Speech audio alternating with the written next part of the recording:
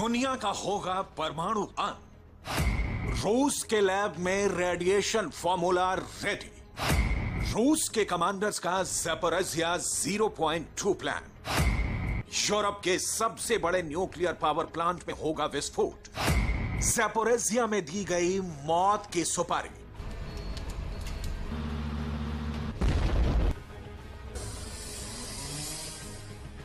कैसे और क्यों, इसे समझने के लिए एक एक पॉइंट को बहुत गौर से समझना होगा, क्योंकि परमाणु की चिल्लाहट के बीच असली परमाणु खतरे की डिटेल आपसे कहीं छूट ना जाए। कहा जा रहा है कि रूस यूक्रेन युद्ध का अंत हो ना हो एटम बम से ही होने वाला है। रूस के पूर्व राष्ट्रपति और पुतिन के बहुत खास दिमित्री मेदवेदेव ने इसकी ताजा तस्दीक की है। Угроза ядерного конфликта? Нет, не миновала. Она возросла.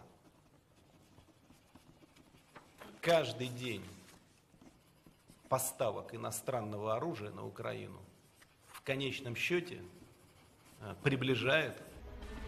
मेदवेदेव की परमाणु बम की 5वीं धमकी में नया क्या है, इसकी डिटेल आपको आगे दिखाएंगे। उससे पहले रूस की इस नई लॉन्च मिलिट्री मिसाइल को देख लीजिए। यह मिसाइल रूस के मिलिट्री के दूसरे डिपार्टमेंट्स के बीच तालमेल पैदा करेगी, उन्हें साजो सामान संबंधित सबसे ताजा जानकारी मुहैया कराएगी।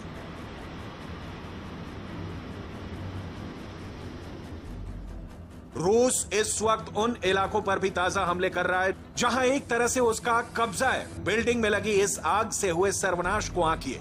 पावर प्लांट पर हमले छोड़िए, रूस यूक्रेन के आम नागरिकों तक को नहीं छोड़ रहा।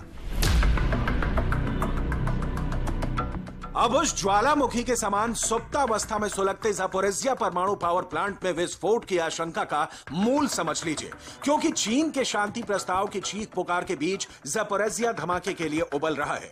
रूस की मिसाइल स्ट्राइक ने न्यूक्लियर पावर प्लांट को इतना नुकसान पहुंचाया है कि अंतर्राष्ट्रीय एटॉमिक एनर्जी एजेंसी के प्रमुख राफेल ग्रॉसी कह रहे हैं कि ज़ैपोरिज़िया से दुनिया के लिए किसी भी वक्त मौत की लहर चल सकती है, जिसे रोकना मुश्किल ही नहीं नामुमकिन होगा।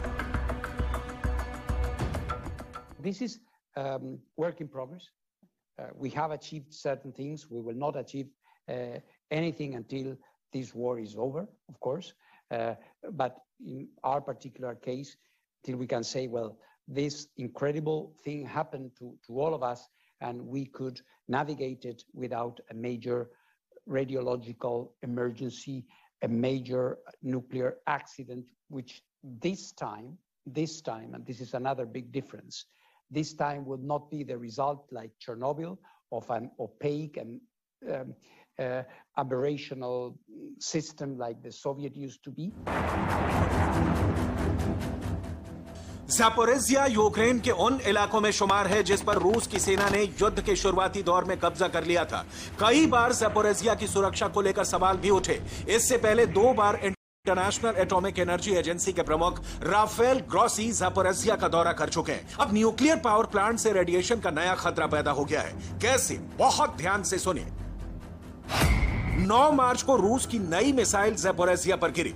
इस हमले ने प्लांट और पावर ग्रिड के बीच के कनेक्शन को तोड़ दिया। इसका नतीजा हुआ है कि अब प्लांट सिर्फ एक पावर लाइन पर चल रहा है, जो कि रिएक्टर्स को कूल यानी ठंडा रखने के लिए बहुत बहुत जरूरी है। रिएक्टर्स को कूल नहीं रखा गया तो ब्लास्ट होगा, जिससे रेडिएशन फैलेगा। इस रेडिएशन की कोई सरहद नहीं होगी।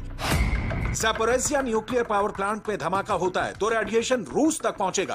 पोलैंड भी इसकी जद में आएगा। बेलारूस भी इस परमाणु रेडिएशन से खुद को नहीं बचा पाएगा, और यूक्रेन में तो मौत गली गली नाच करेगी।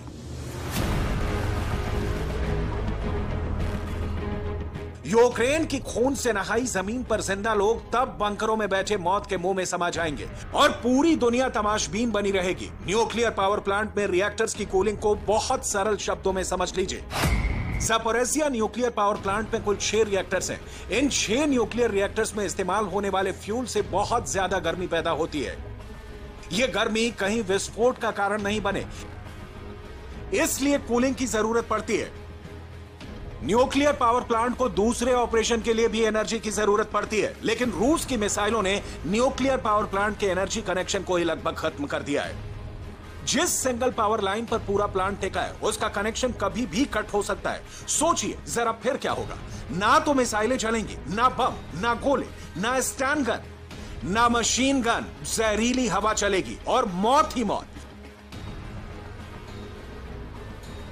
मतलब अगर वक्त रहते यूरोप के सबसे बड़े न्यूक्लियर पावर प्लांट की तपिश कम नहीं की गई तो परमाणु आग में दुनिया खाक हो जाएगी। बहुत कम लोगों को पता होगा कि यूक्रेन दुनिया भर में न्यूक्लियर एनर्जी का प्रोडक्शन करने वाला तीसरे नंबर का देश है। और फिलहाल इस बुलेटिन में बस इतना ही।